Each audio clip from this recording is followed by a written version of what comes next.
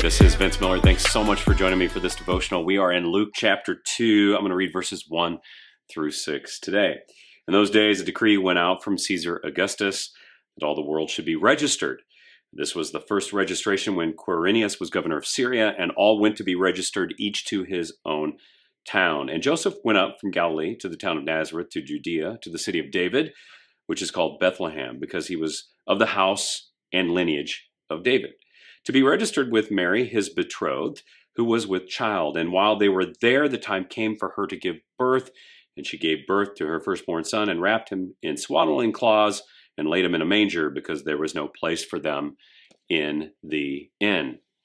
So Mary and Joseph made a pretty grueling trip in the final month of her pregnancy.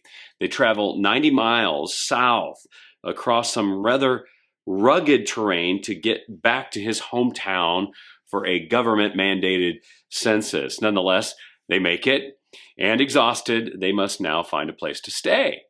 Now, I'm not sure how you might imagine the following moments, but Joseph and Mary were most likely taken in by the hospitality of people that Joseph knew. They may have stayed in a home that would have looked like the one that you're going to see in the video today. Now, this typified a small Israelite home with living quarters on the second floor and a cooking area, storage, and animal stable on the first floor. Was this a humble situation for this traveling couple? Well, yes, you bet it was. But this was really common in their time. It was common for travelers to stay in a guest home after a long trip, and especially during times of celebration or when the cities were full of people, like in the time of this census. But still, this is not really the entrance you would expect for a king, is it? I'm sure it's not what Mary would have expected.